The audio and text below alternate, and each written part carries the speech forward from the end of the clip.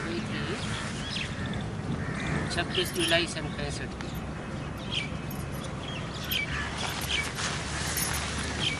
चौथा पेज की मत बात चल रही थी। सच्चा बाबा हमको पढ़ाते हैं तो ये पाठशाला हुई ना। बुढ़ियाएँ, कुब्जाएँ, अहिल्याएँ सब बरसा पाती हैं। बूढ़ी भी है, अहिल्याएँ भी है। क्या? एक तो बूढ़ी है, उनकी इंद्रियाँ उतनी काम नहीं करती है। कितने हजार साल बूढ़ी हैं? 5000 साल बूढ़ी। ऐसे ज़्यादातर तो इस ज्ञान में बुढ़ियाँ चल रही हैं ना। तो बोला बुढ़ियाएँ हैं, कुब्जाएँ हैं। कुब्जा किसे कहते हैं? जिसकी रीढ़ की हड्डी टूटी हुई होती है। रीढ़ की हड्डी बैकबोन किसकी टूटी हुई होती है? ज्ञान में बैकबोन किसे कहा जाता है? बैकबोन माना? अरे बाप दादा ही तो हमारा बैकबोन है। और किसी की बैकबोन टूट जाए, बैकबोन बाप दादा सहारा न दे तो क्या कहेंगे उसे? कुब जाए। अहिल्याएं क्या ले आए? अहि माने सर्प और ले आए माने ले आए। माना जिनका पति ज्ञान में चलता नहीं है, विषय विकार छोड़ता नहीं है, भक्ति भावना में अभिभूत होकर के उस पति को भी उठा के ले आती है। तो बोला अहिल्याएं ये जो भी आती है सब बाबा से वर्षा पाई लेती है। तो ये नॉलेज कितनी सहज है कि बुढ़ियाएं भी समझ लेती हैं, अहिल्याएं भी समझ लेती हैं, कुब्जाएं भी समझ लेती हैं। और बिल्कुल नई नॉलेज है। दुनिया में जितनी नॉलेज पढ़ाई जाती है, जितने ज्ञान दिए जाते हैं वो सब पुराने पुराने, और बाप जो कुछ आते हैं वो सब नया सुनाते हैं। बल गीता है परंतु उसमें कृष्ण भगवान वाच रंग लिख दिए। क्यों? कृष्ण तो है साकार और भगवान तो निराकार को कहा जाता है, क्योंकि आत्मा स्वयं निराकार है। तो आत्माओं का बाप भी निराकार है। जो साकार मनुष्य शरीरधारी है वो तो जन्म मरण के चक्र में आते हैं, और जन्म मरण के चक्र में आने वाले अनेक जन्मों की हिस्ट्री बता ही नहीं सकते। गीता में तो भगवान ने कहा है, हे अर्जुन तू अपने जन्मों को नहीं जानता, मैं आकर के तेरे को बताता हूँ। तो अपने अनेक जन्मों को कौन बता सकता है? मनुष्य बता सकते हैं, या जो जन्म मरण के चक्र से परे रहने वाला भगवान है वो बता सकता है? भगवान नहीं बता सकता। जो मनुष्य आत्मा जन्म मरण के चक्र में फंसती है वो तो बता ही नहीं सकती। तो बिल्कुल नई नॉलेज है। उस गीता में तो कृष्ण भगवान वाची लिख दिया है, कृष्ण तो साकार देवता है और भगवान तो निराकार को कहा जाता है। यहाँ तो शिव भगवान वाच बताते हैं सब भक्तों का एक भगवान ही होता है। बहुत भगवान तो नहीं हो सकते। भगवान एक होगा या अनेक होंगे?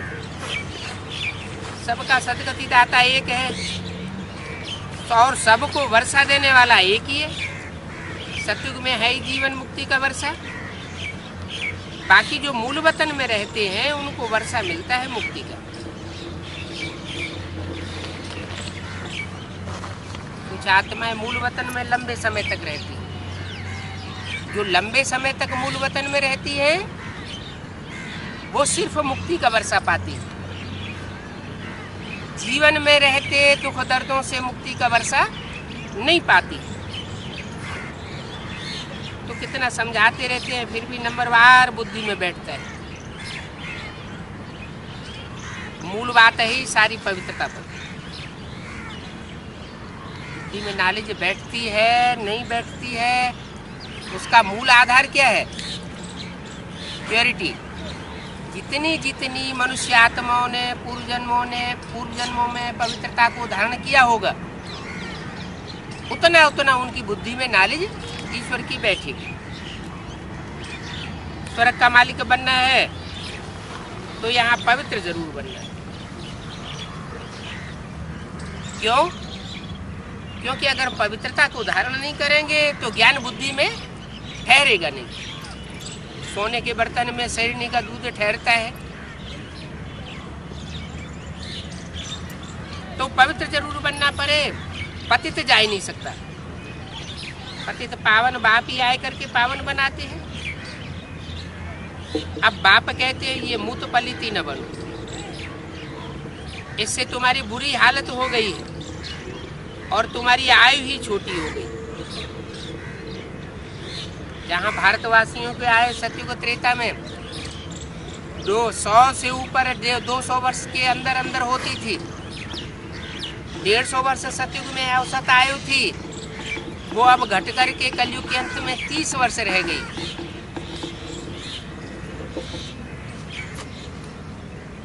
अच्छा, बाबा ने रोजी और लक्ष्मण को देखा। देखो ये माँ बेटी कलकत्ता की सर्विस पर आई है। बहुत अच्छा नाम निकाला है तीनों ने। तीनों ही हैं, माँ बाप और बेटी। इकट्ठे सर्विस पर जाएं तो बहुत अच्छी सर्विस कर सकते हैं। तीनों ही सर्विस पर निकले हुए हैं, ये वंडर है। कितने भाग्यशाली हैं। बाप कहते हैं मैं तीनों को सेंटर पर चक्कर लगवाऊंगा। घर तो है ही और बच्चे भी सर्विस पर हैं, फिर क्यों नहीं ईश्वरीय सर्विस में लग जाएं। ऐसे बच्चों को मोस्ट लकी चिल्ड्रंस कहा जाता है। इनको जो परिवार से फ्री हो और परिवार से फ्री होकर के ईश्वरीय सेवा में लग जाए। तीनों ही बच्चे मोस्ट लकी है। ये ईश्वरीय परिवार बाहर जाते हैं तो आसुरी परिवार के हो जाते हैं, क्योंकि धंधे धोरी आदि में जाने से माया चक्करी में ले आती है। बुद्धि बाहर में इतनी रिफ्रेश नहीं रहती है जितने तुम बच्चे यहाँ रिफ्रेश होते हो। अच्छा, मीठे मीठे सिकिल दे ज्ञान गुलजारी बच्चों प्रति माता पिता का याद प्यार गुड मॉर्निंग। 26 तारीख की रात्रि को बची हुई पॉइंट। अकाल मूर्त तो तुम सब बच्चे हो।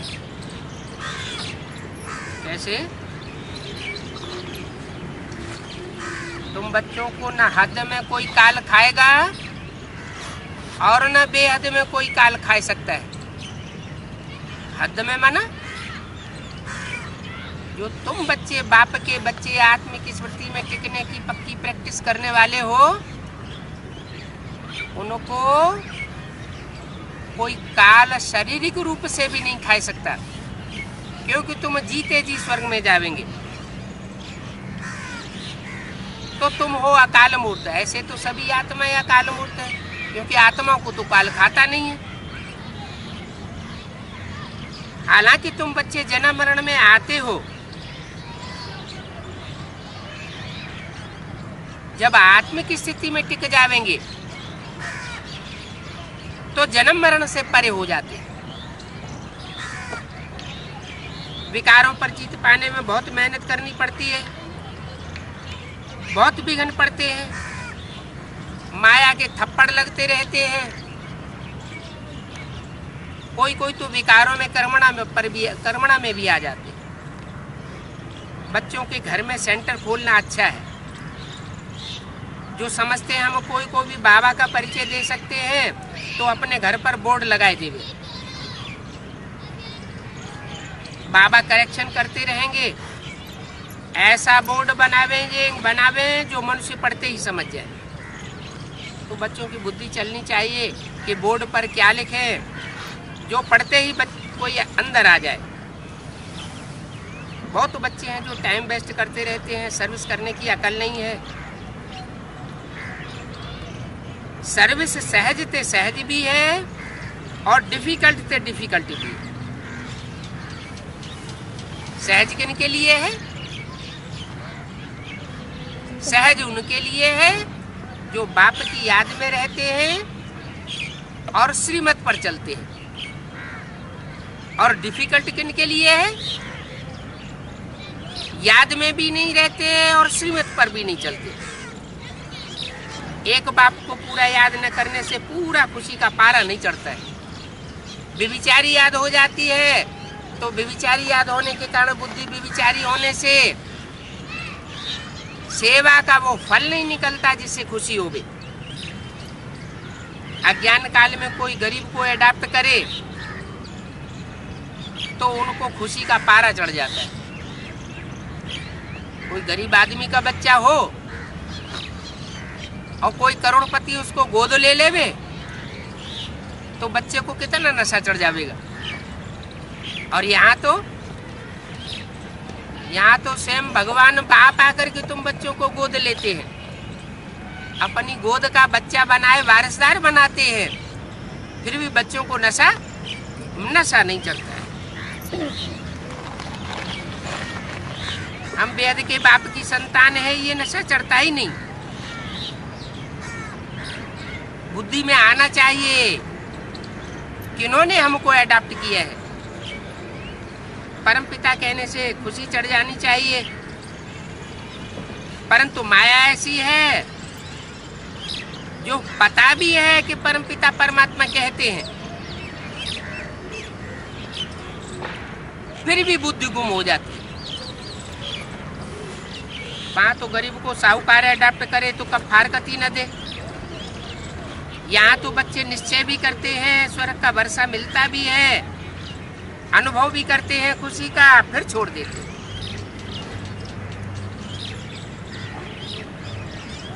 राम का बन करके 8-10 बरस पद फिर पा करके और जाकर के रावण के बन जाते हैं। ये भी एक वंडरफुल बात है। बच्चों को हिम्मत रहती नहीं है याद करने की। लिखा पढ़ी भी बहुत करते हैं, सर्विस भी बहुत अच्छी करते हैं, इतना करते हुए भी माया से हरा लेते हैं। तो देखो माया कितनी जादूगरनी है। बाप कहते हैं मैं बच्चों के आगे प्रत्यक्ष होता हूँ। क्या? जो मेरे बच्चे हैं उनके आगे प्रत्यक्ष होता हूँ, जो रावण के बन जाते हैं उनके आगे प्रत्यक्ष नहीं होता हूँ। बाप बच्चों से सब कार्य कराते हैं। बाप आते हैं शुभ कार्य कराने, रावण अशुभ कार्य करा देता है। तुम जानते हो दुनिया रावण की तरफ है और तुम राम की तरफ हो। तो राम तो तुमको शुभ ही राय देते हैं ना। इस बात में समझ होनी चाहिए कि मैं कर्तव्य शुभ करता हूँ या अशुभ करता हूँ। मिसाल के लिए ये चित्र सामने रखे हैं। सतयुग में कब इन्होंने अशुभ कार्य नहीं किया होगा? किन्होंने? कौन से चित्र की बात की? लक्ष्मी नारायण का चित्र सामने होता है तो उनकी तरफ इशारा किया। लक्ष्मी नारायण ने सतयुग में कब अशुभ कार्य नहीं किया होगा? कहाँ? सतयुग में। फिर कहाँ किया होगा? सतयुग में तो अशुभ कार्य नहीं किया होगा, त्रेता में भी नहीं किया होगा, फिर कहाँ किया होगा? जब द्वापर में आते हैं, दोपुर में आते हैं, दो मते में पड़ जाते हैं तो द्वैत बुद्धि होने से फिर उल्टे काम होने लग पड़ते हैं। तो उल्टे काम होने का, अशुभ कर्म होने का कारण क्या हुआ? एक की मत पर चलते हैं तो शुभ कार्य, और अनेकों की मत पर चल पड़ते हैं तो अशुभ कार्य। तो बच्चों, किसी को दुख नहीं देना और कोई भी प्रकार का अशुभ कार्य नहीं करना, इनसे विकर्म बन जाते हैं। तो फिर दरकार ही क्या है? दिल के अंदर खाता है ना, मैं अशुभ कार्य करता हूँ, फिर भी अपने ऊपर ग्लानि नहीं होती है, स्वर्ग के मालिक कैसे बनेंगे? क्योंकि अपन को 21 जन्म के लिए घाटा लगाते हो। रो रो करके क्षमा मांगनी चाहिए। बाबा, हम कभी ऐसे अशुभ कर्म नहीं करेंगे। बाबा कहेंगे तुम अपना ही खाना खराब करते हो, अपन को फायदा डाला अथवा घाटा डाला तो वो कल्प कल्पांतर का बन जाता है। यहाँ एक बार शूटिंग की और वहां की अनेक बार की हो जाती। बाबा को बताने से तुम बच्चों को मदद मिल जाती है। सच्चे दिल पर साहब राजी होता है। मार्ग इतना अच्छा है और कितना सहज है, तो तुम बच्चों को किसी को दुख देने की दरकार नहीं है। सहज भी मार्ग है, अच्छा भी मार्ग है, फिर तुम दुख क्यों देते हो? तुम सुखधाम का मार्ग बताते रहो प्रेम से। बच्चों को बाप जब हर्षित देखते हैं तो समझाते हैं, ये खुशी से बच्चा नाचता रहता है। सच्चा सच्चा रूप बसंत है क्या? जो बच्चा याद में तीखा रहेगा तो उसका मुखड़ा खिला हुआ रहेगा, रूप दिखाई पड़ेगा रूहानियत का। और बसंत ऋतु में जैसे फूल खिलते हैं तो चारों ओर खुशबू फैलती है। तो ऐसे बच्चों से ज्ञान की खुशबू आती है, गुणों की खुशबू आती है, जैसे रूप बसंत है। उनके मुख से रतन ही रतन निकलते हैं। एक दो की ग्लानि करना, वो तो पत्थर निकालना हुआ। बाबा के लिए कोई कहे हमको दुख दिया, तकलीफ दिया, कोई इस बात का प्रूफ नहीं करके दिखा सकता। इसके लिए इस सन की वाणी है, 65 की वाणी है ना। तो 65 में बाबा ने कहा कोई ऐसा नहीं है जो ये प्रूफ करके दिखावे कि ब्रह्मा बाबा ने किसी को दुख दिया, कोई भी प्रकार की तकलीफ दी। ऐसा कोई प्रूफ नहीं दिखा सकता, कभी नहीं हो सकता। जानते भी हैं इससे बुराइयां बहुत होती है, तो भी मैं कहता हूं ये बच्चा बहुत अच्छा है। उस बच्चे को मुरली में समझाए देता हूं। बाबा समझते हैं, बदला लेने में देरी नहीं करते हैं और ही डिसर्विस करेंगे। तो कोई को ऐसा चांस क्यों देवें जो उल्टी सुल्टी बात बतलाए, किसी का अकल्याण कर दे। इसलिए बाबा हमेशा मीठा ही बोलते हैं। जैसे कर्म करता हूं तुम भी करते रहो। कोई गुस्सा करे तुम शांति में रहो, है? कोई गुस्सा करे तो शांत में रहे, कोई मारे पीटे तो शांत में रहे। माताएं तो पिटाई पिटते पिटते बहुत परेशान हो रही है। कहाँ तक शांति में रहे? और क्यों शांति में रहे? हैं? कारण क्या? बाबा इतना बोलते हैं तो कोई तो बात होगी, हैं? क्यों शांति में रहे? क्योंकि पूर्व जन्म में माताएं भी तो पुरुष बनी थी कि नहीं बनी होगी? एक जन्म में पुरुष, एक जन्म में स्त्री बनना पड़ता है। अंतमते सो गते तो होती है ना। स्त्री जब चोला छोड़ती है तो पुरुष की याद में चोला छोड़ती है, तो पुरुष का जन्म लेना पड़ता है। और पुरुष जब चोला छोड़ता है तो स्त्री की याद में चोला छोड़ता है, तो उसको स्त्री का जन्म लेना पड़ता है। तो जो भी इस जन्म में माता का चोला लिया है, अबला का चोला लिया है, तो सहन तो करना ही पड़ता है ना। इसलिए कभी तलखीलापन नहीं आना चाहिए, क्रोध नहीं आना चाहिए, सहन करना चाहिए। कोई गुस्सा करे तुम शांति में रहो, कोई के पिछाड़ी चटकना भी नहीं चाहिए।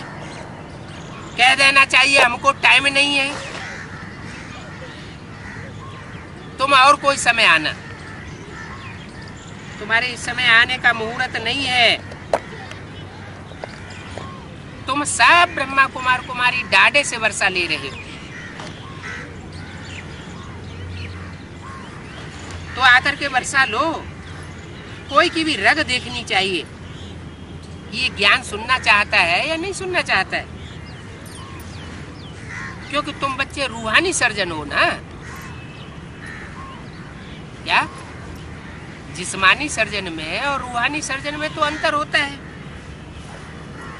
तो कोई की रग देखनी चाहिए, प्रैक्टिस अच्छी चाहिए। आजकल दुनिया में गंदे बहुत होते हैं, इतने गंदे होते हैं कि कोई को भी छोड़ते नहीं। सामान चोरी कर देते हैं, खून कर देते हैं। तो बहुत बच्चों की दिल होती है कि हम इस दुनिया से जावे, इस दुनिया को छोड़ करके जल्दी जावे अपनी राजधानी में। परंतु अभी पूरा काम हुआ कहाँ है जो हम अपनी राजधानी में चले जावे। इतने अर्जुन हमें अभी बने कहाँ हैं जो स्वर्ग में जाने लायक हो गए हो। सूर्यवंशी चंद्रवंशी धीरे धीरे झाड़ वृद्धि को पाता है। क्या पहले कौन तैयार होंगे? पहले सूर्यवंशी तैयार होंगे, फिर चंद्रवंशी तैयार होंगे, फिर और दूसरे दूसरे इस्लाम बौद्ध वंश की आत्माएं तैयार होंगी। तो धीरे धीरे झाड़ वृद्धि को पाता है। वो तो एक ही भाषण से कितने बौद्धि बनाए देते। यहाँ तो कितनी मेहनत करनी पड़ती है। क्यों? यहाँ इतनी मेहनत क्यों होती है देवी देवता सनातन धर्म में? और दूसरे धर्म वाले एक ही भाषण देते हैं, ढेर सारे निकल पड़ते हैं। कारण क्या है? क्योंकि हम देवी देवता सनातन धर्म की आत्माएं बहुत पुरानी है। 84 जन्म लेते लेते हमने बहुत तामसी वृत्ति को पा लिया है। जब हम ऐसी तामसी वृत्ति की आत्माएं बन जाते हैं तो परमपिता परमात्मा पतित तन में आता है। वो धर्म पिता है, वो तो सात्विक स्टेज में होते हैं और सात्विक पार्ट बजाते हैं, इसलिए उनको बहुत लोग फॉलो कर लेते हैं। यहाँ तो बाप गुप्त रूप में आता है। वो धर्म पिताएं उतने गुप्त रूप में नहीं आते और बाप साधारण तन में आता है। तो यहाँ तो कितनी मेहनत करनी पड़ती है मनुष्य को देवता बनाने में। वो धर्म पिताएं आते हैं, कोई मनुष्य को देवता थोड़ा ही बनाते हैं। क्या बनाते हैं? और ही मनुष्य नीचे गिर करके राक्षस बन जाते हैं। तो नीचे उतरना सहज होता है, उतारना सहज होता है, या ऊपर चढ़ना चढ़ाना सहज होता है? क्या सहज होता है? ऊपर चढ़ना कठिन होता है, ऊपर दूसरे को चढ़ाना कठिन होता है, और नीचे उतरने में कोई तकलीफ नहीं होती। तो तुम बच्चों को पिछाड़ी में खूनी नाक खेल बहुत खौफनाक देखना। तुम आपस में बहलते रहेंगे, जब दुनिया में खून खराबा होगा, विनाश होगा, तो तुमको बाप बहलावेंगे। बुद्धि में आता रहेगा ये फलाना राजा बनेगा, ये रानी बनेगी, तुम बच्चे बहुत खुशी में रहेंगे और दुनिया हाय हाय करती रहेगी। बहुत बहुत दुख का समय होता है और तुम फरिश्ते बन जाते हो। ज्ञान की इतनी पराकाष्ठा हो जाती है कि देह और देह के संबंधों से तुम्हारी बुद्धि उपराम हो जाती है। आसुरी संप्रदाय मच्छों मुआफिक मरते रहेंगे। क्या जो ज्ञान न लेने वाले हैं, जैसे मच्छर मरते हैं ऐसे मच्छरों सदृश मरते रहेंगे। उस समय के लिए अवस्था बहुत जमानी चाहिए, इसलिए जमानी चाहिए। जिनकी आत्म की स्थिति इस समय प्रैक्टिस से बन जाएगी, उसी समय वो बच्चे ठहर सकेंगे। जिन्होंने बाप की मत को अभी माना, महाकाल की तुम बच्चे हो, ये महाकाल भी अकाल मूर्त है। अकाल तख्त शरीर में निवास करके वर्षा देते हैं। क्या कौन से तख्त में निवास करके वर्षा देते हैं? कोई अनिश्चय बुद्धि में प्रवेश करके वर्षा नहीं देते, ऐसे निश्चय बुद्धि में निवास करके वर्षा देते हैं जो अकाल तख्त कहा जाता है। मनुष्य ऐसे नहीं कहते हैं कि कृष्ण के तन में भगवान था। वो तो कहते हैं कृष्ण अर्जुन के रथ में आया, कह देते हैं कृष्ण भगवान वाच। वास्तव में यहाँ तो है शिव भगवान वाच। यहाँ कोई कृष्ण आकर के हमको पढ़ाई नहीं पढ़ाते हैं।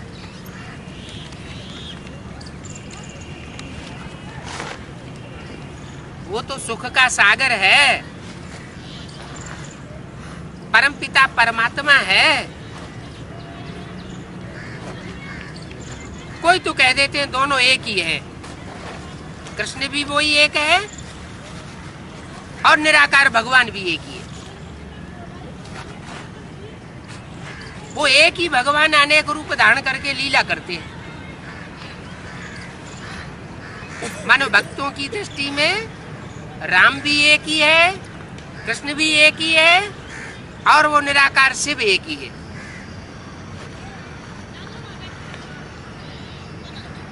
तो जब सब एक ही है तो अलग अलग उनकी कथाएं बैठ के सुनाते हो? अलग अलग उनके ग्रंथ क्यों बनाए दिए हैं? बेचारे समझते नहीं हैं कि वो निराकार शिव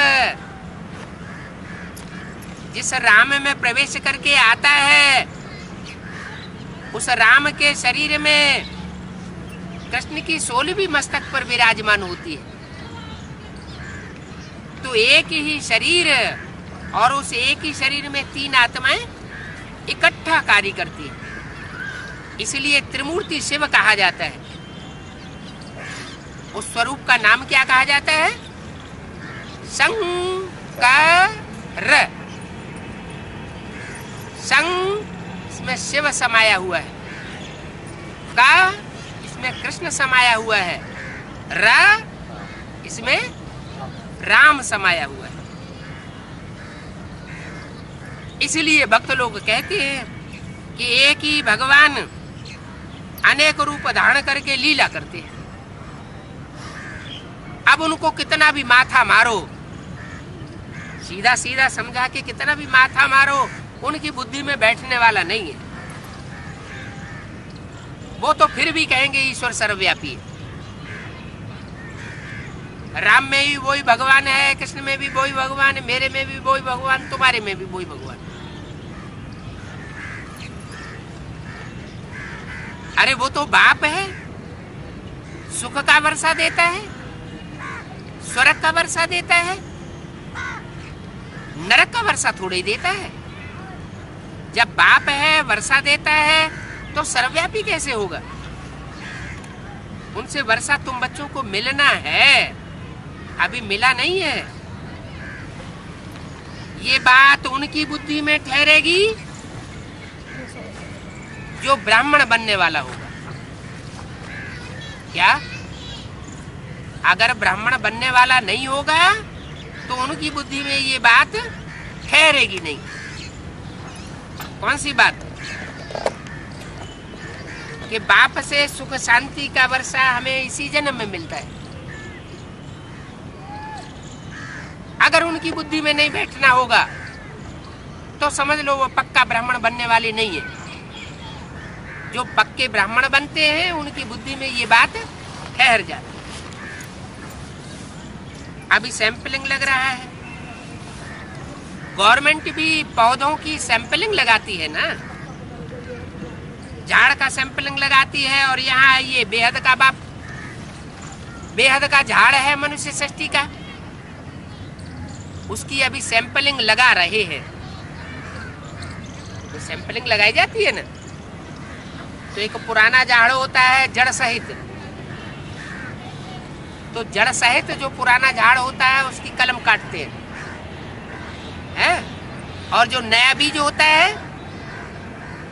सुधारा हुआ बीज, उसका जो पौधा तैयार होता है उसमें से ऊपर का हिस्सा काटते हैं। क्या? वो ऊपर का हिस्सा उस पुराने जड़ वाले हिस्से से जोड़ देते हैं। क्या मतलब हुआ? ये लगी सैंपलिंग, तो झाड़ ज्यादा फल देने वाला तैयार होता है, बड़ा बड़ा फल देता है, झाड़ नया हो जाता है। यहाँ जड़ वाला हिस्सा कौन सा है? जो ब्राह्मण जड़ों पर बैठे हुए दिखाए गए हैं बेसिक नॉलेज में, वो हो गया जड़ का हिस्सा, पुराना जड़जड़ीभूत हिस्सा। और जो नए बीज तैयार हुए एडवांस पार्टी में, उनके नए पौधे तैयार हुए, परिष्कृत बीज है, ज्ञान जल से उनको सींचा गया है, तैयार किए गए हैं। याद की अग्नि में उनको शोधा गया है। ऐसे बीजों से जो पौधे तैयार हो रहे हैं, उन पौधों की कलम काट करके उस पौधे में लगाई जाती है, पुराने झाड़ में।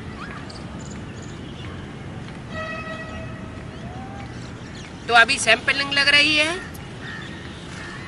जैसे गवर्नमेंट सैंपलिंग लगाती है, यहाँ बेहद का बाप सैंपलिंग लगाए रहे। आदि सनातन देवी देवता धर्म का सैंपलिंग लगाए रहे हैं। कोई कहां से निकलता है, किस धर्म में होंगे, कोई कहां के होंगे। क्या वैरायटी झाड़ है, तो कोई के बीज कहां से आते हैं, किस धर्म से आते हैं, कोई दूसरे धर्म से आते हैं।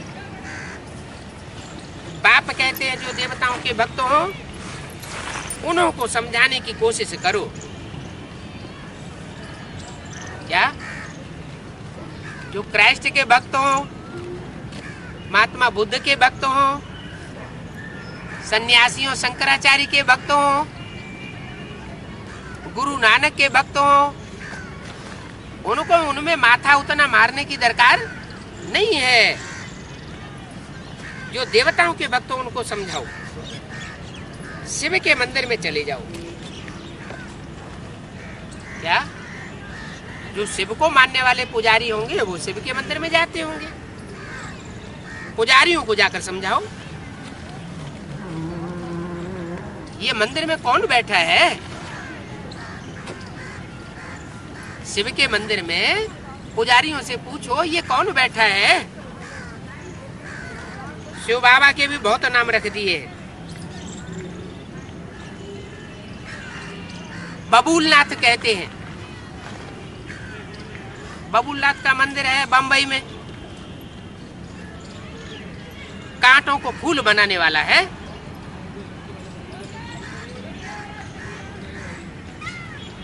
बंबई में यादगार क्यों बनी हुई है? बबूलनाथ,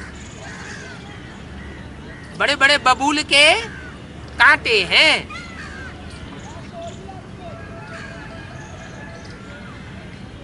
वहां ज्ञान के बम फूटते हैं, तब वो कांटे फूल बनते हैं। तो जरूर बबूलनाथ बाप ने कांटों को फूल बनाया है। बरोबर बाबा कांटों को फूल बनाए रहे हैं। ये सारी दुनिया है कांटों की, पापात्माओं की दुनिया। अकेली बंबई की बात नहीं है, अकेली बंबई माया की नगरी नहीं है। सारी दुनिया ही कांटों का फूल है। पाप ही पाप करते रहते हैं। सबसे ज्यादा पैसा कौन सी नगरी में कमाया जाता है? बंबई में। तो आज की दुनिया में जो पैसा कमाने वाले हैं वो बहुत पाप करते हैं, पाप ही पाप करते रहते हैं। ईश्वर को सर्वव्यापी कहना ये भी पाप है ना। बच्चे भी भ्रष्टाचार से पैदा करते हैं, फिर उनको भिख के लिए शादी कराते हैं और बाप आकर के भिख का हथियाला बांधना कैंसिल कराते हैं। काम शिक्षा से उतार ज्ञान शिक्षा पर बैठने की प्रतिज्ञा कराते हैं। तुम हो रूहानी ब्राह्मण, वो है कलयुगी ब्राह्मण। तुम हो संगमयुगी ब्राह्मण। तुम ब्राह्मण नए बनते जाते हो, जब पूरा बन जावेंगे तब ये तुम्हारा शरीर छूट जावेगा। शरीर छूट जावेगा। मुरली में तो बोला शरीर छोड़ना थोड़ा ही सिखाते हैं। शरीर छोड़ना माना मरना। तुम्हें जीते जी मरना सिखाते हैं। जब तुम्हारी आत्मा देह भान से जीते जी मर जाती है तो क्या होता है? तुम्हारी आत्मा ये शरीर का भान छोड़ देती है, शरीर से डिटैच हो जाती है। तुमको फिर आप समान बनाना है। जैसे भ्रमणी कीड़ों को आप समान बनाती है, सन्यासी भी भ्रमरी का मिसाल देते हैं। परंतु वह तो कुछ बनाते नहीं है। तुम तो यहाँ मनुष्य को देवता बनाते हो, विष्टा के कीड़े को ज्ञान अमृत पिलाए भू भू करके परिजात बनाए देते हो।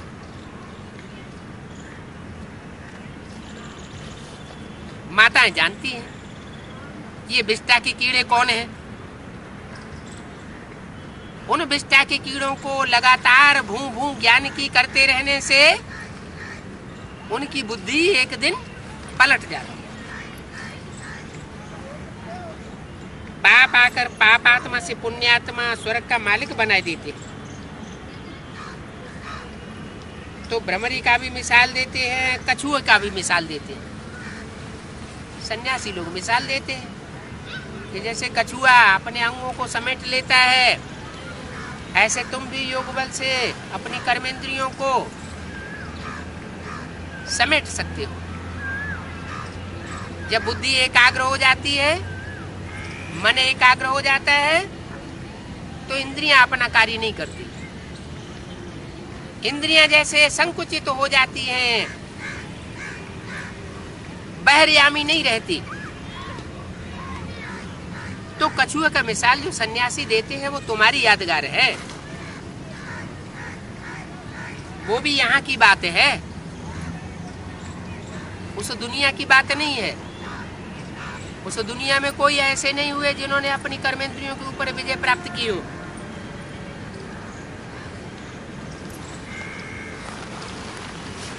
इन आर्गन से कर्म करते हो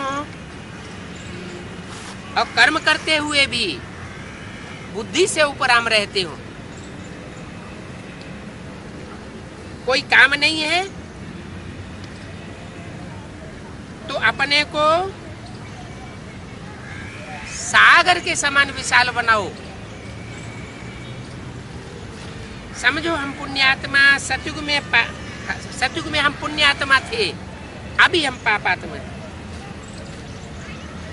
वो तो है ही साइलेंस वर्ल्ड, निर्वाण धाम। वहां आत्माएं हम शांति में रहती है। आत्माएं आर्गन्स के द्वारा उच्चारण करती है, बोलती है ओम शांति, मैं आत्मा शांत स्वरूप हूं। सतो प्रधान आत्माभिमानी बनना है क्या? आत्माभिमानी भी 4 तरह के होते हैं। सतो सामान्य आत्माभिमानी, सतो प्रधान, सतो सामान्य, रजो और तमो। देह अभिमानी भी 4 प्रकार के होते हैं। सतो प्रधान देह अभिमानी, सतो सामान्य देह अभिमानी, रजो प्रधान देह अभिमानी, तमो प्रधान देह अभिमानी। विकारी भी 4 प्रकार के होते हैं। सतो प्रधान विकारी,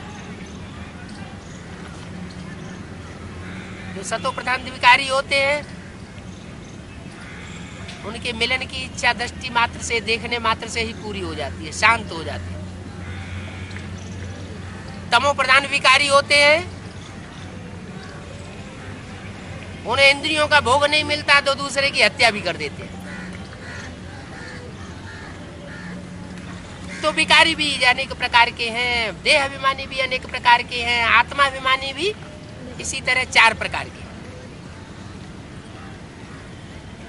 इस समय सब तमो प्रधान, इस दुनिया में कोई सतो प्रधान आत्मा नहीं है। आत्मा बोलती है हम पापात्मा हैं, अंदर से समझते हैं सब क्या हम तमो प्रधान पापात्मा हैं। बाहर से भले कोई न कहे। अब ये पाप कौन कराते हैं? पापात्मा कौन बनाते हैं? जब पाप करते हैं तो बाद में अंदर से बहुत पश्चाताप भी होता है, अंदर ही अंदर रोते भी है। तो ये रुलाने वाला कौन है? नाम रख दिया शास्त्र में रावण। उसका अर्थ बताते हैं रावयते लोकान इति रावण। जो लोगों को रुलाता है वो रावण है। उसको 10 शीश दे देते हैं। वास्तव में है 5 विकार स्त्री के अंदर और 5 विकार पुरुष के अंदर। काम क्रोध लोभ मोह अहंकार। पुरुष के अंदर जो 5 विकार है और एक स्त्री के अंदर जो 5 विकार है, वो दोनों मिलकर के रावण का रूप बनता है। उसको कहते हैं माया रावण। वास्तव में शांति तो आत्मा का स्वधर्म है। स्वधर्म माना आत्मा का अपना धर्म है। स्टार की याद में आत्मा अगर 5 मिनट भी स्थिर हो जाए, कहते हैं ना भ्रकुटी के मध्य चमकता है जब सितारा। शास्त्रों में भी बताया भ्रुवोर मध्य प्राणम आवेश सम्यक। भ्रुकुटी के बीच में आत्मा का स्मरण करना चाहिए। तो ऐसी जो प्रैक्टिस करते हैं आत्मिक स्वरूप में टिकने की, उनको तो शांति मिलती है। विकारियों को शांति नहीं मिल सकती। काम क्रोध विकार जितने भोगते जाओ उतने ज्यादा और बढ़ते जाते हैं, आत्मा अशांत होती जाती है। तो तुम बच्चे चलते फिरते अशांत में रह सकते हो। अशरीरी हो बैठे जाओ, प्रैक्टिस करो। यह अभ्यास तुम बच्चों को सिखाया जाता है। यहाँ तो बाप भी कहते हैं ओम शांति। क्या? आ उ मा।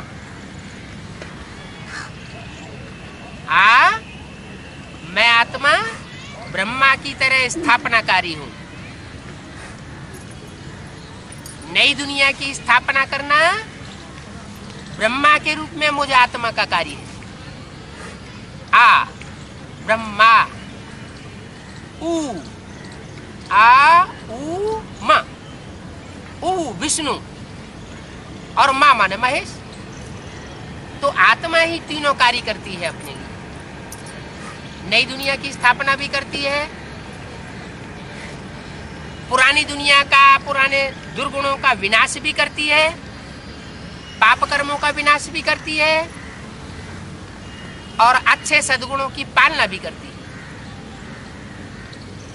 नई दुनिया की पालना करना आत्मा का ही कार्य है। तो तुम बच्चों को सतो प्रधान आत्माभिमानी बनना है। बाप भी कहते हैं ओम शांति। आ ऊ मा ओम। मैं आत्मा शांत स्वरूप, मैं भी शांत स्वरूप हूं। इन आर्गन से बोलता हूं, मुझे इन आर्गन्स का लोन लेना पड़ता है। किसे? वो निराकार परमब्रह्म परमेश्वर है जो जन्म मरण के चक्र से न्यारा है।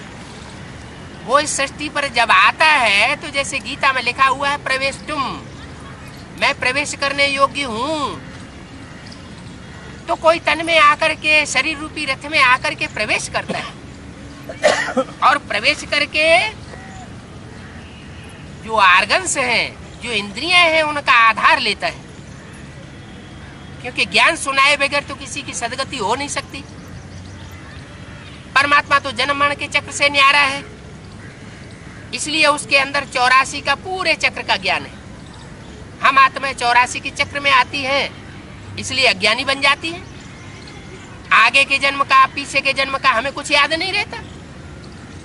जैसे गीता में भगवान ने अर्जुन से कहा, अर्जुन तेरे जन्मों को मैं बताता हूं, तू नहीं जानता। तो बाप बताते हैं, मैं जब इस सृष्टि पर आता हूं तो आर्गन्स का आधार लेना पड़ता है, लोन लेना पड़ता है। मेरे अपने आर्गन्स नहीं बनते, क्योंकि मैं तो अकर्ता हूं, अजन्मा हूं, अभोक्ता हूं। मेरी आत्मा जन्म मरण के चक्र में नहीं आती। इसलिए ये मनुष्य सृष्टि में जब मैं आता हूं तो इस मनुष्य सृष्टि में जो हीरो हीरोइन का पार्ट बजाने वाली आत्मा है, जिनको दूसरे धर्म के लोग आदम हवा कहते हैं, एडम ईव कहते हैं, भारतवर्ष में जिनको आदिदेव आदि देवी कहते हैं, मैं उन आदि पुरुष में प्रवेश करता हूं ज्ञान सुनाने के लिए। तो ज्ञान सुनाने के लिए भी आर्गन्स चाहिए ना, मुख भी तो एक आर्गन है ना। तो मुझे इसका लोन लेना पड़ता है। दिखलाते हैं रथ पर सवार होकर अर्जुन को ज्ञान दिया, घोड़ों को कंट्रोल किया। अब घोड़े कौन है? ये मन सहित जो इंद्रियां हैं वो ही घोड़े हैं, जो आज किसी भी मनुष्य के कंट्रोल में नहीं है। कोई मनुष्य छाती ठोक कर ये नहीं कह सकता कि मेरी इंद्रियां मेरे कंट्रोल में है, मेरा मन मेरे कंट्रोल में है। तो एक अर्जुन की बात नहीं है, ये तो पुरुषार्थ का अर्जन करने वाले अनेकों नंबरवार अर्जुनों की बात है, जिनके द्वारा परमात्मा आकर के इंद्रियों को कंट्रोल कराता है, इंद्रियों को कंट्रोल करना सिखाता है। घोड़ों की बात नहीं है, ये तो एक रूपक दिखाया हुआ है शास्त्रों में। जो कवियों की भाषा होती है वो अलंकारिक भाषा होती है। अलंकारिक भाषा को कवि ही समझ सकते हैं, इसलिए गायन है, कै समझे कवि और कै समझे रवि। क्या? या तो जिस कवि ने वो कविता की है, भगवत गीता लिखी है, रामायण और महाभारत लिखे हैं, वो इसका सही अर्थ जानते थे। या तो कै समझे रवि, रवि माना सूर्य, या तो ज्ञान सूर्य परमात्मा ही सृष्टि पर उतर आए तो उन शास्त्रों का सही अर्थ बता सकता है। तो बोला, दिखाते हैं ना, रथ पर अर्जुन को ज्ञान दिया। अब एक को बैठ करके थोड़े ही ज्ञान सुनावेंगे, एक को ज्ञान सुनावे तो एक की सदगति होगी। अगर एक की ही सदगति भगवान करके चला जावे तो दुनिया में सब भगवान को क्यों मानते हैं? हिंदू, मुस्लिम, सिख, ईसाई सभी तो भगवान को मानते हैं। तो जरूर भगवान ने सबकी आकर सदगति की होगी। किसी एक धर्म की बात नहीं है। जब इस सृष्टि पर अनेक धर्म पैदा हो जाते हैं और सब धर्म के नाम पर वितंडावाद फैलाते हैं, तब भगवान को सद्धर्म की स्थापना करने के लिए आना पड़ता है। और हम अर्जुनों को आकर के वो पुरुषार्थ का अर्जन कराता है। तो एक को बैठ करके ज्ञान नहीं सुनाते। ये सब रंग बातें हैं। रथ तो वास्तव में ये साकार शरीर को कहा जाता है। शास्त्रों में लिखा तो है, शरीरम रथम विद्य इंद्रियाणि हयान्याओ।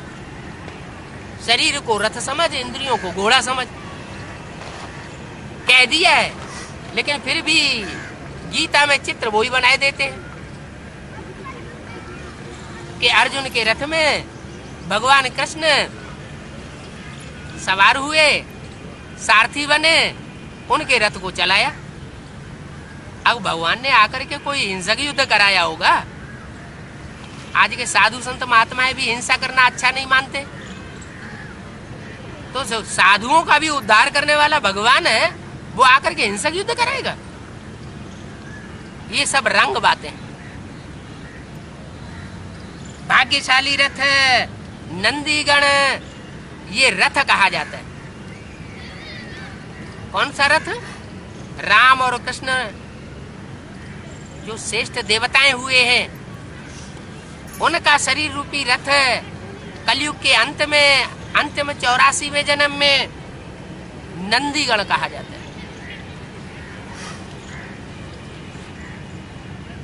है तो मनुष्य, परंतु मंदिरों में फिर बैल को रख दिया है। क्या शिव के मंदिरों में, शिव के नजदीक कौन रखा जाता है? बैल रखा जाता है। बैल क्यों रखा जाता है? उन्हें और कोई सवारी नहीं मिली। अरे शिवलिंग है वो निराकार की यादगार, जिसको हाथ पांव नाक आंख कान नहीं है, वो निराकार शिव जो कलयुग के अंत में, अंतिम जन्म में आकर के जानवर बुद्धि जैसे बन जाते हैं, उनमें प्रवेश करके उनको मनुष्य से देवता बनाता है। जैसे आज का मनुष्य है, जानवर होता है, अपने आवेग को रोक नहीं पाता। जानवर आवेग को रोकता है क्या? वो मनन चिंतन मंथन करता है कि ऐसे टाइम पर ये काम करना चाहिए या नहीं करना चाहिए। तो जैसे जानवर होता है, ऐसे जानवर मिसल मनुष्य बन जाते हैं। जब ऐसे मनुष्यों की हालत हो जाती है, तो भगवान उनके तन में प्रवेश करके उनको आकर के ज्ञान सुनाते हैं। तो इस कारण मंदिरों में बैल रखा हुआ है, जिसको नंदी गण कहते हैं। माना एक बैल की बात नहीं, गण माना समूह, कम से कम 2 बैल हैं। ऐसे तो रुद्रमाला भी यादगार बनी हुई है। जो रुद्रमाला में रुद्राक्ष के मणके बने होते हैं, उनमें मुख बने होते हैं। एक एक रुद्राक्ष में 14 मुख भी होते हैं। जो श्रेष्ठ रुद्राक्ष है वो माना जाता है एक मुख का। भगवान जिसमें प्रवेश करते हैं, वो एक मुख का रुद्राक्ष विरल मिलता है। वो रामकृष्ण की ही श्रेष्ठ आत्माएं हैं, जिनमें वो एक मुख वाला प्रवेश करता है और सच्चा ज्ञान देता है। जो अनेकों मुख से बात करेगा, वो बात सच्ची होगी। कहते हैं ना, दुमुहा है, माना 2 मुंह से बातें करता है। आज कुछ कहेगा, कल कुछ कहेगा। जैसे शास्त्रों में दिखाई दिया है, षण्मुख 6 मुख वाला एक देवता दिखाई दिया है। अब जो शास्त्रों में बातें दिखाई गई हैं प्रतीकात्मक अलंकारिक, उनको समझने की, उनको व्याख्या करने की मनुष्य गुरुओं की तो ताकत है नहीं। भगवान ही आकर के उनका सच्चा अर्थ बताता है कि मैं जिस तन में प्रवेश करता हूं उसके द्वारा एक मुख की भाषा बोलता हूं। कुछ रुद्रमाला के मणके ऐसे भी हैं जिनमें अनेक आत्माओं का प्रवेश होता है। वो अनेक आत्माओं के प्रवेशता की निशानी है, अनेक मुख रुद्राक्ष के मणके में दिखाए जाते हैं। तो बोला मंदिरों में बैल को रख दिया है, तो ये बैल शिव के आगे क्यों रखता है, क्यों रखा है? ये बात समझती नहीं है। कहते हैं शंकर की सवारी बैल पर थी। क्या? शंकर की सवारी बैल पर थी और शंकर में शिव की सवारी होती है, तो शिव शंकर को मिला के एक कर देते हैं। जो 3 देवताएं सबसे श्रेष्ठ माने जाते हैं, ब्रह्मा विष्णु शंकर, उन त्रिदेवों में शिव शंकर को मिला के एक कर दिया है। शिव ब्रह्मा को मिला के एक नहीं कर दिया है, शिव विष्णु को मिला के एक नहीं कर दिया है, शिव शंकर को मिला के एक कर दिया है। कारण क्या है?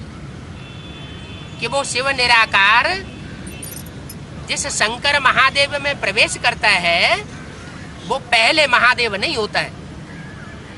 वो भी हमारी तुम्हारी तरह साधारण नर होता है, जिस नर को गीता ज्ञान सुना करके परमात्मा नारायण बनाता है। इसलिए नाम भी रख देते हैं शंकर नारायण, दोनों नाम मिलके इकट्ठे कर दिए। माना जो शंकर है वही नारायण है। उसी को राम कहा जाता है। राम अर्थात रमण कराने वाला। ईश्वरीय याद में जो रमण करता है और कराता है उसका नाम ना राम रख दिया है। तो राम कहो, नारायण कहो, शंकर कहो, वास्तव में एक ही स्वरूप के 3 नाम। जब परमात्मा बाप आते हैं तो वही जो सतयुग में नारायण था 16 कला संपूर्ण होता था, कलयुग के अंत में आकर के साधारण नर बन जाता है। इसलिए गीता में लिखा हुआ है, मुझे साधारण तन में आए हुए मनुष्य को, भगवान को साधारण मनुष्य भगवान के रूप में देख करके, साधारण नर के रूप में देख करके मूढ़मती लोग मेरे को पहचान नहीं पाते। न पहचानने के कारण फिर तिरस्कार करते हैं। जैनी ग्रंथों में भगवान महावीर का कितना तिरस्कार दिखाया है। उनकी हिस्ट्री उठा के देखो, कितना तिरस्कार किया है, पत्थर मारते थे। है उसी एक की यादगार। इस कलयुग की दुनिया को पलट करके सतयुग बनाना ये महान वीरता का काम है। तो काम के आधार पर शास्त्रों में नाम रखे हुए हैं, चाहे महावीर नाम हो, चाहे शंकर नाम हो। दुनिया में अशांति फैलती है कलयुग के अंत में, तो जो सम करोति, संसार में शांति स्थापन कर देता है। काहे से? हर हर बम बम, जो एटमिक एनर्जी छुड़वा करके शांति में सारी दुनिया को स्थापित कर देता है, उसका नाम शंकर पड़ता है। जब तक इस दुनिया का विनाश नहीं हुआ है तब तक नई दुनिया की स्थापना प्रत्यक्ष नहीं हो सकती। तो दिखाते हैं शिव के मंदिरों में बैल रख दिया है। समझते नहीं है शंकर की सवारी बैल पर थी। शिव और शंकर को क्यों इकट्ठा कर देते हैं? शंकर भी है वास्तव में सूक्ष्म वतन वास्तव। क्या वो आत्मा है या शरीरधारी है? शंकर क्या है? ब्रह्मा को दाढ़ी मूछ वाला दिखाते हैं, मनुष्य के रूप में दिखाते हैं, जरूर देह अभिमानी रहा होगा, लेकिन शंकर को आकारी देवता के रूप में भी दिखाते हैं। उसको दिखाते हैं फरिश्ता रूप। जैसे और धर्म पिताएं हैं, इब्राहिम, बुद्ध, क्राइस्ट, गुरु नानक, इनके सबके चेहरों को ध्यान से देखो तो चेहरे से उनका फरिश्तापन झलकता है। ऐसे ही शंकर की भी स्वरूप फरिश्ता ही दिखाया जाता है चित्रों में। चित्र वास्तव में चरित्र की यादगार है। कौन सा चरित्र? फरिश्ता माना ही जिसका फर्श की दुनिया वालों से कोई रिश्ता नहीं, देह और देह के संबंधों को भुलाने का ज्ञान देने वाला है। जो गीता का आखिरी श्लोक है, नष्टो मोहा स्मृति लब्धा। तो शंकर भी सूक्ष्म वतनवासी देवता दिखाया जाता है, फरिश्ता दिखाया जाता है। वो बैल पर कैसे सवारी करेगा? तो ये बात समझने की है। अच्छा, ओम शांति।